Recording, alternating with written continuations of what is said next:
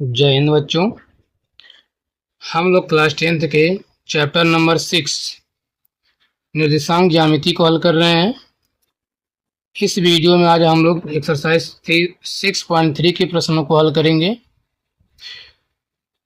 ठीक, इसके पहले अगर आप लोग इस चैनल पर नए हैं तो चैनल को सब्सक्राइब करें और बेल आइकन को भी प्रेस करें, जिससे आपको नई वीडियो की नोटिफिकेशन समय समय पर मिलती रहे।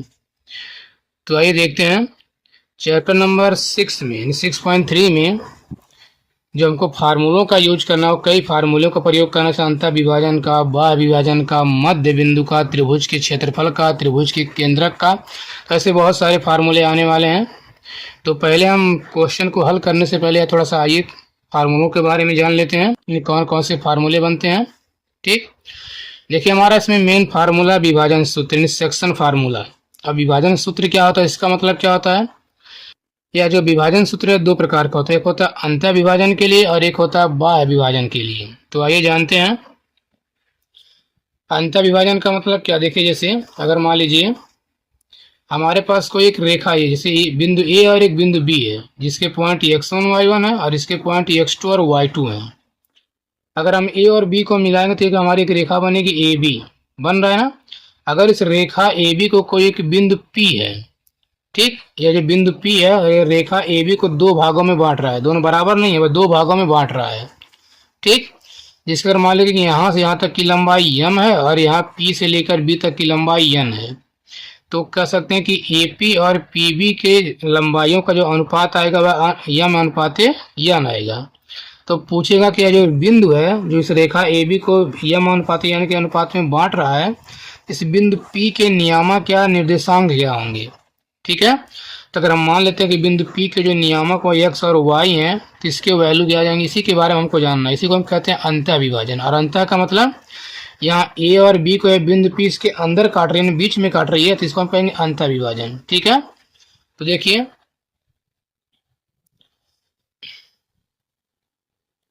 तो इसमें क्या जा रहा है, यदि बिंदुओं ए और बी, बिंदु ए के पॉइंट नियामक x1 y1 और बिंदु बी के नियामक x2 y2 को मिलाने वाली रेखा ए बी, जैसे ए और बी को मिलाकर तो ये रेखा ए बी बनेगा। ए बी को कोई एक अन्य बिंदु P जिसके बिंदु x, y हैं यम अनुपात n के अनुपात में अंतः विभाजित करता है। यानी ए बी को जो बिंदु P है या क्या कर रहा है, दो भाग में यम और n के अनुपात में बांट दे रहा है। ठीक, अर्थात AP बराबर PB, यानी यहाँ पे AP अनुपाती PB बराबर यम अनुपाती n हो, मतलब कि A से P के अनुपात और P से B का अनुपात, यानी AP अनुपाती PB बराबर क्या हो, यम अनुपाते n हो। ठीक है, तो बिंदु P यानी x, y, तो बिंदु P के निर्देशांक क्या बनेंगे, यह फार्मूला बन जाता है। बिंदु P के निर्देशांक बराबर क्या हो जाएगा, देखिए ये हो जाता है यम x2 प्लस n x1 बटे यम प्लस n। ठीक है, ये क्या बन जाता है, यम x2 प्लस n x1 बटे यम प्लस n। और दूसरा वाला यम y2 प्लस n y1 बटे यम प्लस n। यह जो पहला x वाला तो x का मान होता है और ये y वाला y का मान होता है। ठीक, यम और n का अनुपात है, इसको हम चाहे तो यम1 और यम2 भी मान सकते हैं। यहाँ यम और n माने ना, इसको यम1 इसको यम2 मान लीजिए। यहाँ बनेगा यम2 x2 प्लस यम1 x, फिर यम2 x1 बटे यम1 प्लस यम2। ऐसे यहाँ पर यम1 y2 प्लस यम2 y1 बटे यम1 प्लस यम2। यम मानिए या फिर यम1 यम2 मानिए, कोई दिक्कत नहीं है। समझ में आया, इसी को हम कहते हैं अंतः विभाजन का फार्मूला। क्या होता है, यम x2 प्लस n x1 बटे यम प्लस n, और फिर बनता है कामा यम y2 प्लस n y1 बटे यम प्लस n। बात समझ में आ गई। अगला देखिए, ये कैसे बनता है बाह्य विभाजन का फार्मूला। बाह्य विभाजन का मतलब क्या हुआ, अगर यही देखिए जैसे हमारा अगर यही मेन बिंदु है, जैसे यहाँ देखिए हमने यहाँ पर ए बी, जैसे उसमें ए बी था, तो अगर हम माने यह ए और बी है। अब की बार अगर हम बी को यानी ए बी को अगर थोड़ा आगे बढ़ाते हैं, तो यहाँ पर कोई बिंदु पी है जो इस ए बी को काट रहा है। तो अगली बार क्या, इससे पहले क्या था, यह जो बिंदु पी था इसके बीच में आ रहा था, इसके अंदर कहीं पर इसको काट रहा था। अब की बार क्या है, जो बिंदु पी है ए बी से बिल्कुल बाहर है, यानी बाह्य विभाजित कर रहा है। ठीक, तो अगर मान लें कि ए से बी तक का अनुपात जो है यह m है और a से लेकर p तक का अनुपात क्या है, n, यानी यहाँ से यहाँ तक की लंबाई m है और यहाँ से लेकर यहाँ तक की लंबाई n है। तब इसका फार्मूला क्या बन जाएगा, इसको हम कहते हैं बाह्य विभाजन। बाह्य का मतलब ये बिंदु P जो है AB को कहीं बाहर काट रहा है। ठीक है, समझ में आई बात। तो ये हमारा फार्मूला बनता है बाह्य विभाजन का कि यदि बिंदु A और B दिए गए दो बिंदु हैं और AB को बढ़ाने पर एक बिंदु P जिसके नियामक x, y हैं, अगर इसे m अनुपात n के अनुपात में बाह्य विभाजित करता है तो बाह्य विभाजित करने का मतलब अर्थात यानी AP बराबर PB, सॉरी ये AP बराबर PB नहीं, यहाँ पर AP अनुपात PB बराबर m अनुपात n हो, तब इसके फार्मूले क्या बनते हैं बाह्य विभाजन के। देखिए, तो होता है बाह्य विभाजन बराबर यानी बिंदु P के निर्देशांक बराबर m(x2) माइनस n(x1) बटे m माइनस n। अंतर वाले में बस अंतर क्या था, यहाँ पर प्लस था दोनों के स्थान पे, और बाह्य वाले में केवल यहाँ माइनस आ जाता है, यानी बन जाएगा m(x2) माइनस n(x1) बटे m माइनस n, और यहाँ पर m(y2) माइनस n(y1) बटे m माइनस n। x वाला x का वैल्यू, y वाला y का वैल्यू, किसी को हम कहते हैं बाह्य विभाजन का फार्मूला। ठीक, एक बनता अंतर विभाजन और एक बनता बाह्य विभाजन। बात समझ में आई। अब अगला देखिए, अगला फार्मूला बनता है दो बिंदुओं को मिलाने वाली रेखा का मध्य बिंदु, इसको कहते हैं मध्य बिंदु का सूत्र। इसका मतलब क्या, देखिए अगर मान लीजिए हमारा कोई एक रेखा, दो बिंदु हैं A और B, इसमें A के नियामक x1 y1 है और बिंदु B के नियामक x2 y2 है। यदि यहाँ पर A और B को, अगर हम A और B को मिला तो हमारा एक रेखाखंड बनेगा AB। यदि यहाँ पर A और B को बिंदु P, जैसे उसके पहले क्या था, यह m अनुपात n के अनुपात, मतलब इसको दो बराबर भागों में नहीं बांट रहा था। अगर अब ऐसा क्या है, जो बिंदु P है अगर यह AB को बिल्कुल बीच में काटे, क्या पर काटे, इसके बिल्कुल मध्य में, मतलब AP बराबर अगर PB आ जाएगा, दोनों का रेशियो सेम आ जाए, ये मध्य में आ गया, तब इसके फार्मूले क्या बनते, तब बिंदु P के नियामक क्या, निर्देशांक क्या बनेंगे। तो यदि बिंदु A और B को कोई बिंदु P मध्य बिंदु पर काटे या फिर प्रतिच्छेदित करे तो बिंदु P के निर्देशांक क्या बन जाएंगे, तब ये बनते हैं x1 y1, x1 plus x2 बटे 2 कामा y1 प्लस y2 बटे 2। ठीक है, ये क्या होगा, x1 वाला नहीं x वाला x के बराबर आएगा और y यानी y वाला y का मान आएगा। तो बिंदु P के मध्य बिंदु के निर्देशांक के फार्मूला क्या बनता है, x1 प्लस x2 बटे 2 और y1 प्लस y2 बटे 2। ठीक है, अगला देखिए क्वेश्चन फार्मूला नंबर चौथा। तो फार्मूला नंबर 4 में त्रिभुज का केंद्रक आता है, यानी सेंट्रॉइड ऑफ ए ट्रायंगल। अब त्रिभुज का केंद्रक क्या होता है पहले इसको जान लेते हैं।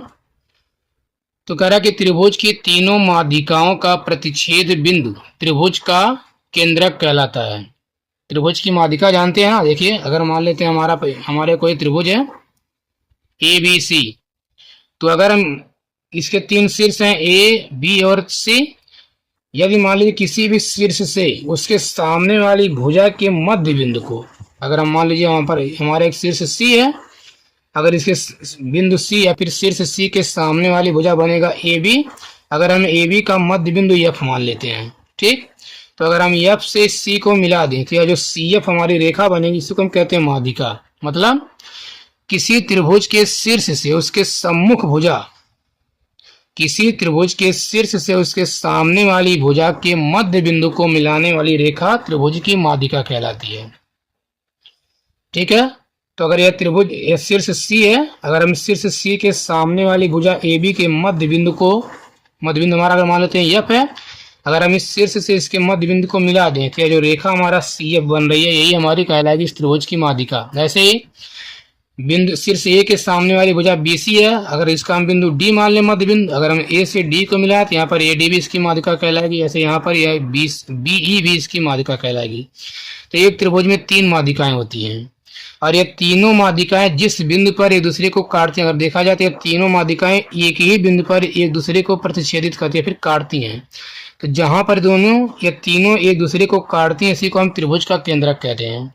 यानी त्रिभुज की तीनों माध्यिकाओं के कटान बिंदु या फिर मिलान बिंदु को ही क्या कहते हैं, त्रिभुज का केंद्रक कहते हैं, जिसको हम कहते हैं, इसका सिंबल जो होता है एक कैपिटल G होता है। तो अगर मान लीजिए इसी बिंदु का हमको निकालना हो निर्देशांक, ठीक है, तो देखिए तो हम लोग क्या पढ़ रहे हैं, त्रिभुज का केंद्रक। तो त्रिभुज की तीनों माध्यिकाओं का प्रतिच्छेद बिंदु क्या कहलाता है? त्रिभुज का केंद्रक कहलाता है। जहां पर त्रिभुज की तीनों माध्यिकाएं आपस में मिलती हैं, ये त्रिभुज का केंद्रक कहलाता है। तो अगर हम मान लेते हैं कि माना ए बी और सी किसी त्रिभुज ए बी सी के तीन शीर्ष हैं, जिसमें बिंदु ए के नियामक x1 y1 है, बी के x2 y2 है और सी के x3 y3 है। ठीक, तथा ए डी बी ई और सी एफ क्या है? त्रिभुज की माध्यिकाएं हैं। जैसे देखिए कौन कौन सा ए डी बी और ये सी एफ क्या है? त्रिभुज की माध्यिकाएं हैं। तो क्या हो जाएगा? तो अगर हमको निकालना है इसे केंद्रक जी के निर्देशांक, केंद्रक समझ रहे हैं ना, केंद्रक मतलब जहां पर तीनों माध्यिकाएं मिल रही हैं, तो अगर इसके नियामक या निर्देशांक निकालने पड़े तो फार्मूला क्या बन जाता है? ये बन जाता है x1 plus x2 plus x3 बटे 3, ऐसे कामा y1 plus y2 plus y3 बटे 3। ये वाला क्या बनता है? ये x का मान होता है, ये y का मान। तो किसी त्रिभुज के केंद्रक के निर्देशांक बराबर होता है x1 plus x2 plus x3 बटे 3 कामा y1 plus y2 plus y3 बटे 3। तो इस चैप्टर में हमको इन चार फार्मूले की बेस पर ही सभी क्वेश्चन को हल करना है। तो उम्मीद करते हैं समझ में आएगा, अरे फार्मूला याद कर लेंगे। ठीक है, तो आइए अब देखते हैं हम इसके प्रश्नावली के सवालों को। आइए देखते हैं क्वेश्चन नंबर फर्स्ट, प्रश्नावली 6.3 का। देखिए पहला वाला क्वेश्चन कह रहा है 7,5 5,7 व -3,3 शीर्षों वाले त्रिभुज का केंद्रक ज्ञात कीजिए। मतलब कोई एक त्रिभुज जिसके 3 शीर्ष दिए हैं, तो कह रहा है उसके केंद्रक ज्ञात कीजिए। अभी केंद्रक का फार्मूला जस्ट जाने हैं। तो अगर हम मान लेते हैं, ठीक, कि मान लेते हैं कि माना कुछ भी मान लीजिए कि माना जी, जिसके नियामक x और y है। ठीक, माना जी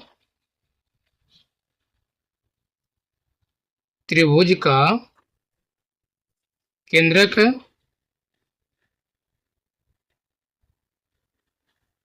ठीक है, ये क्या है? त्रिभुज का केंद्रक है। और यहाँ पर ठीक, तथा जो उसके बिंदु दिए गए हैं, देखिए 7,5 5,7 और -3,3। तो पहला वाला x का मान, दूसरा वाला y का मान होता है। तो पहले बिंदु के पहले वाले के यानी x1 का मान हो जाएगा 7, ऐसे ही x2 का मान हो जाएगा कितना? देखिए 5, सभी बिंदुओं का पहला बिंदु, पहला नियामक। और x3 का वैल्यू हो जाएगा -3। ऐसे ही y1 का वैल्यू क्या हो जाएगा? देखिए y1 वाले का वैल्यू हो जाएगा 5 और y2 का मान 7 हो जाएगा। और y3 का मतलब तीसरे वाले बिंदु का दूसरा बिंदु, देखिए 3 आ जाएगा। ठीक है, तब लिखेंगे g बराबर या फिर केंद्रक बराबर, करा केंद्रक के निर्देशांक। ठीक, तो केंद्रक g के निर्देशांक बराबर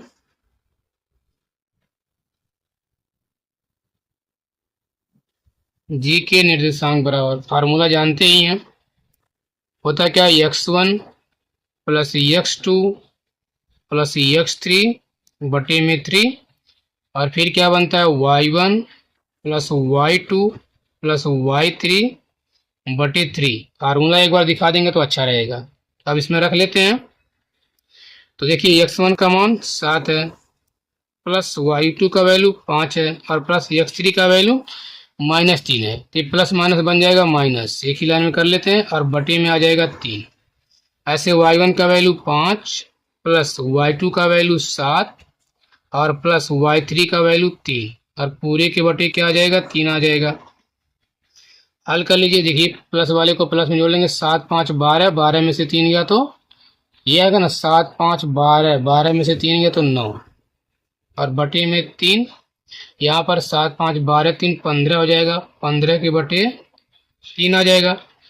इसे हम काट सकते हैं, ये कट जाएगा ना, 3 से 3 बार में कट जाएगा या 3 से 5 बार में कट जाएगा। तो इसके नियामक क्या आ गए? 3 व 5 आ जाएंगे। ठीक है, अगला प्रश्न देखिए। देखिए अगला वाला कह रहा है क्वेश्चन नंबर 2 वाले में कह रहा है कि 6,0 व 0,8 को मिलाने वाली रेखा के मध्य बिंदु के निर्देशांक ज्ञात कीजिए। यहाँ पर क्या निकालना? मध्य बिंदु निकालना है। ठीक है, तो देखिए क्वेश्चन नंबर 2 हमें निकालना क्या? मध्य बिंदु। यहाँ पर हमारा जो पॉइंट दिया हुआ है, एक दिया हुआ 6,0 और एक दिया हुआ 0,8, इसका निकालना मध्य बिंदु। तो क्या आ जाएगा, अगर इसको हम x1 मान लें, लिख लीजिए कि माना, ठीक, x1 बराबर 6 हो जाएगा और x2 बराबर 0 है। ऐसे ही y1 बराबर क्या हो जाएगा, y1 बराबर 0 और y2 बराबर 8। ठीक, यहाँ पर हो जाएगा क्या, मध्य बिंदु के निर्देशांक बराबर,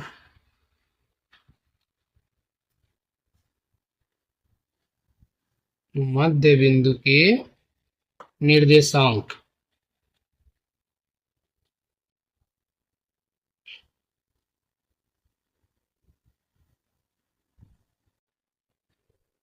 तो बराबर क्या हो जाएगा, फार्मूला जानते हैं ना, x1 प्लस x2 बटे में 2, फिर बनता कामा y1 प्लस y2 बटे में 2।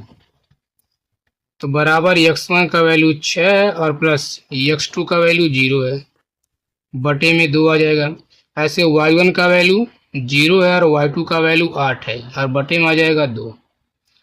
इसको जोड़ेंगे 6 और 0, 6 आएगा, 6 में अगर हम 2 से भाग कर दे तो कितना आ जाएगा 3, 8 और 0 आएगा 8, 8 का अगर हम 8 में 2 से भाग करेंगे तो आ जाएगा 4। तो क्या आ गया, 3 का 4 आ गया। ठीक है, क्वेश्चन नंबर 3,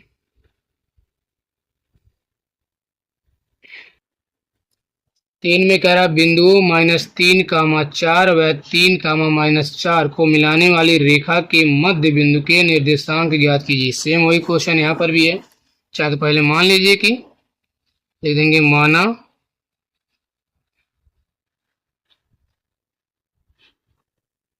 माना बिंदु, क्वेश्चन नंबर तीसरा ना, माना बिंदुओं -3, 4 व 3,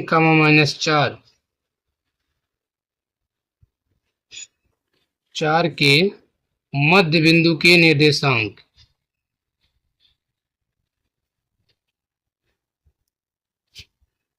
मध्य बिंदु के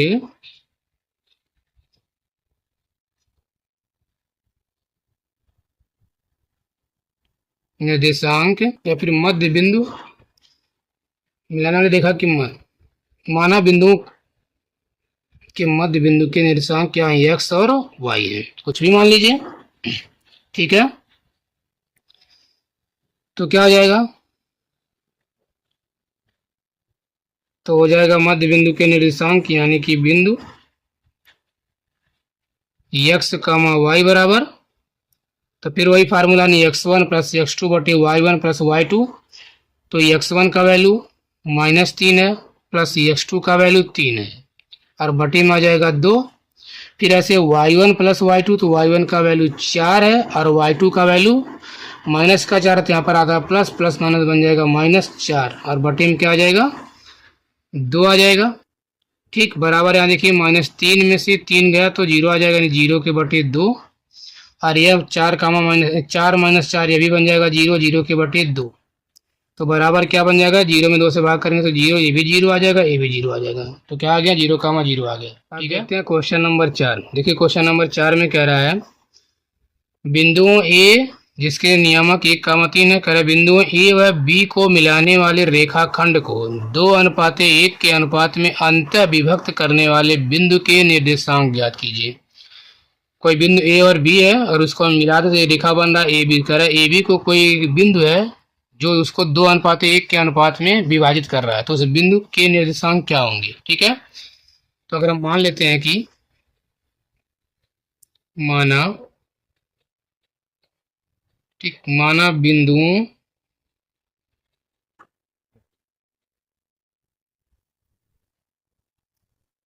बिंदुओं ए जिसके पॉइंट या नियामक क्या है 1 और 3 है,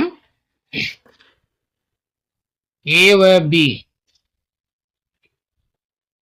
-4, 6 को मिलाने वाले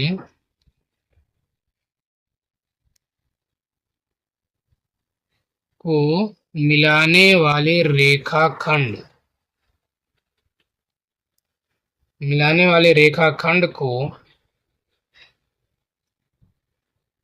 मिलाने वाले रेखाखंड को बिंदु P, जिसके बिंदु मान लेते हैं x और y। बिंदु P 2:1, 2:1 के अनुपात में अंतः विभक्त करता है या फिर अंतः विभाजित करता है। ठीक, अंतः विभक्त करता है, इतना मान लेंगे।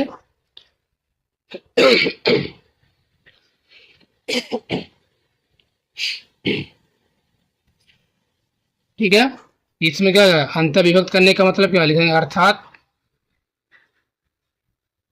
ए और बी को ना बिंदु पी में आएगा, जो बिंदु पी है बीच में आएगा, अर्थात लिख देंगे ए पी अनुपाते पी बी बराबर क्या आ जाएगा, 2:1।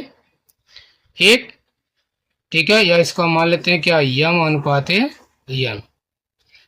ठीक है, और यहाँ पर दिया है ठीक, ये दो बिंदु, इसको x1 y1 इसको मान लेते हैं और इसको x2 y2 मान लेते हैं। यानी हमारा x1 का वैल्यू 1 है और x2 का वैल्यू क्या है, -4 है। ऐसे ही y1 का वैल्यू देखिए दूसरा वाला 3 है और y2 का वैल्यू दूसरे वाले का दूसरा बिंदु 6 है। ठीक है, तब लगाते हैं फार्मूला। तो लिखेंगे तो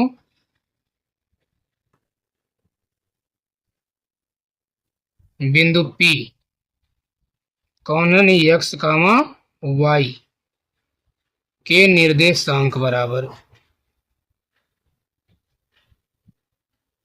और ये अंतर विभाजित कर रहा है तो अंतर विभाजन का फार्मूला जानते हैं क्या होता है, M X two plus N X one बटे यम प्लस एन, ये तो बनता है ना।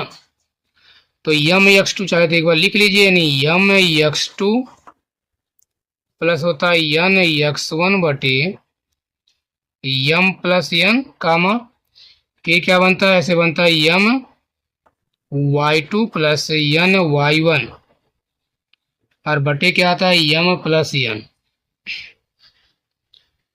ठीक है, अब इसके मान रखिए। तो देखिए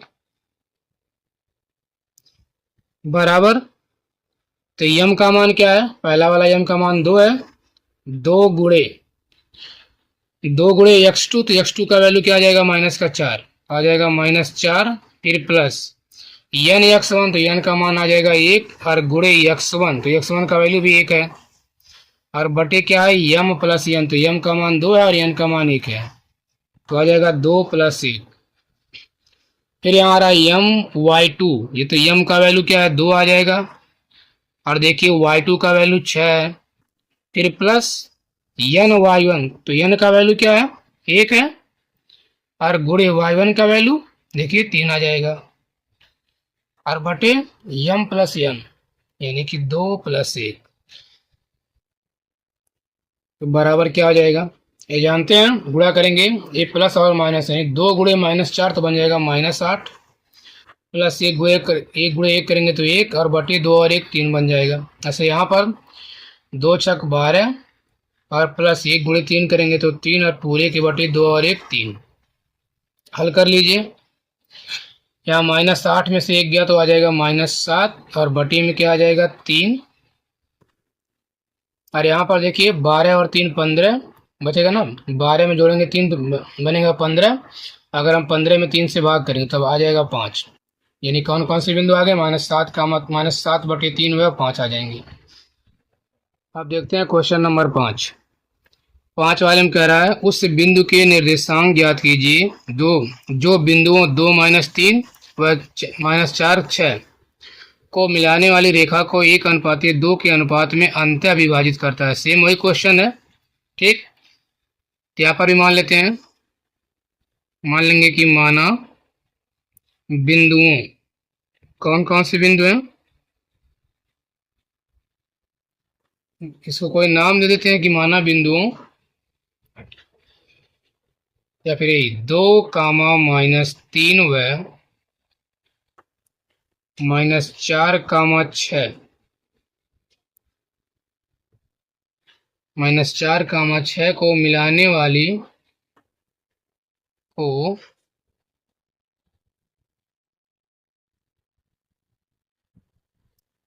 मिलाने वाले रेखाखंड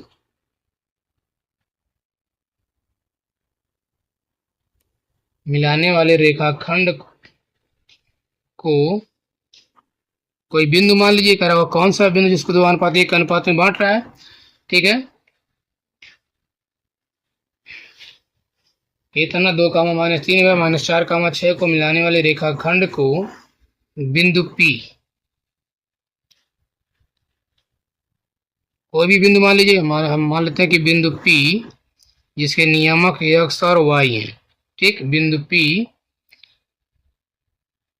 1:2 के अनुपात में 1:2 के अनुपात में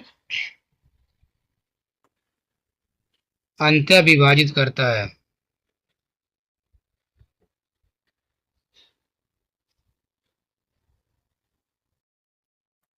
ठीक है, जहां देखिए x1 का वैल्यू 2 है और ऐसे ही y1 का वैल्यू -3 है और x2 का वैल्यू -4 है और y2 का वैल्यू 6। तो निकालते हैं हम।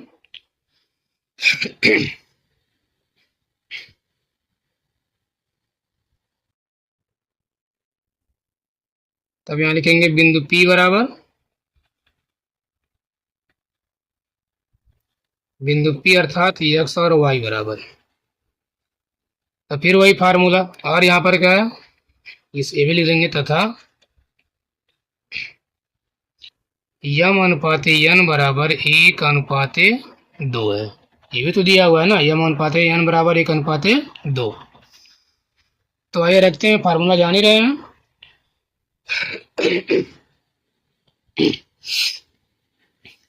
देखिए, तो फार्मूला क्या होता है, यम x2, चाहे तो एक बार लिख लीजिए, यम x2 प्लस n x1 और बटे क्या होता है यम प्लस n। बोर्ड में एक बार फार्मूले को दिखा देंगे पेपर में। ठीक है, अगला क्या बनता है, ऐसे यम y2 और प्लस n y1 बटे में आ जाता है यम प्लस n। ये तो बनता है ना, अब इसमें रख दीजिए। तो बराबर यम का वैल्यू 1 आ जाएगा, 1 गुणे और x2 का वैल्यू -4 है। देखिए ये तो है ना, प्लस फिर n, तो n का वैल्यू क्या है 2 है, गुणे x1 का वैल्यू 2 है, बटे में m प्लस n, यानी m प्लस n। देखिए पहले m है तो m का मान 1 है, बाद में n है तो n का मान 2 है, तो 1 + 2 आ जाएगा।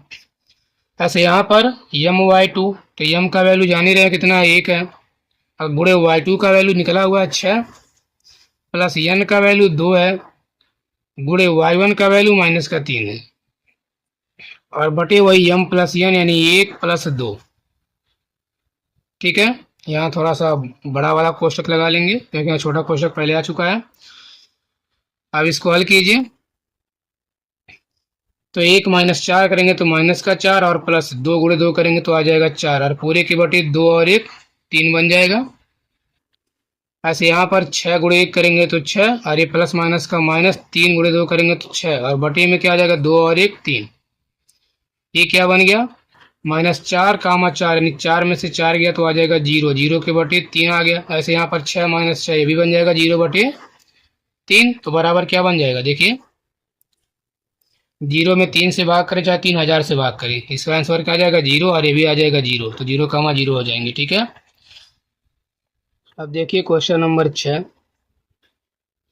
कह रहा उस बिंदु का भुज ज्ञात कीजिए जो बिंदुओं 0,4 व 0,8 को मिलाने वाली रेखा को 3:1 के अनुपात में अंतः विभाजित करता है। तो भुज का मतलब वही जो जिसको हम बिंदु P मानते हैं, अगर हम x और y माने तो x वाले को भुज कहते हैं, y वाले को कोट कहते हैं। पहले हम x और y का मान निकालते हैं, फिर हम इसको भुज और कोट को बताएंगे। ठीक, तो सेम वही क्वेश्चन नंबर 4 और 5 वाला ये भी है। कह रहा कोई दो बिंदु हैं जिनको मिलाने, जिनको कोई एक अन्य बिंदु है जो उसको 3:1 के अनुपात में अंतः विभाजित करता है। तो पहले उस बिंदु को मान लेते हैं। ठीक है, तो यहाँ पर मान लेते हैं कि माना कौन कौन से हमारे बिंदु, जो उसमें बिंदु हमारे दिए गए हैं। माना बिंदुओं देखिए 0,4 व 0,8 को मिलाने वाली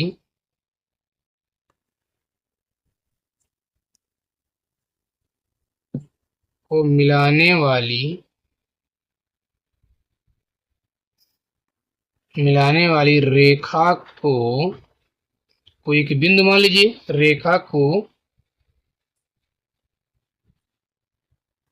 बिंदु P जिसके क्या नियामक x और y, जिसमें x भुज और y कोटि है, बिंदु P किस अनुपात में बांट रहा है? बिंदु P 3:1 के अनुपात में